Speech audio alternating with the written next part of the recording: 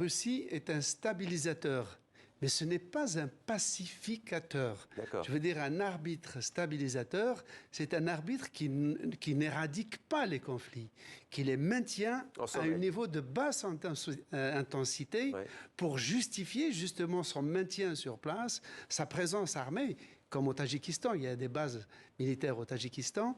Et donc, on peut dire avec le recul que c'est vraiment, banalement, un problème de frontières post-coloniales, un peu comme en Afrique ou au Moyen-Orient. Je dis post-colonial parce que l'Union soviétique a hérité de l'empire tsariste ses colonies, notamment celles de l'Asie centrale, Kazakhstan, Tadjikistan, Ouzbékistan, et que Lénine lui-même qualifiait l'empire tsariste de prison des peuples.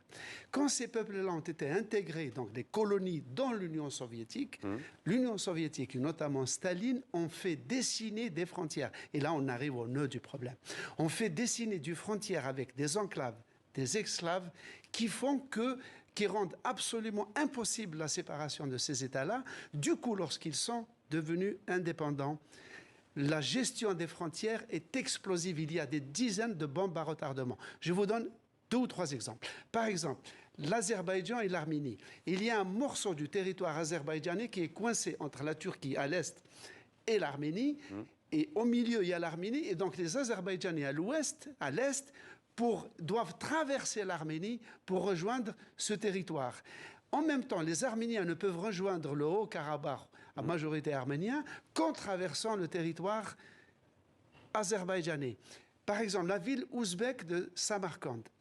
Pour aller de Samarcande, ville ouzbek, à la capitale ouzbek, Tashkent, qui est à 250 km au nord ou au nord-est, il faut impérativement traverser le Kazakhstan. On ne peut pas faire autrement. Donc il suffit qu'il y ait la moindre brouille entre le Kazakhstan et l'Ouzbékistan et les gens sont bloqués.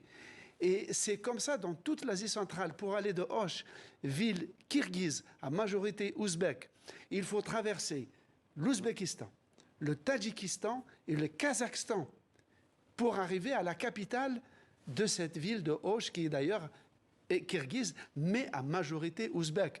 Encore un élément, une bombe à retardement pour le futur.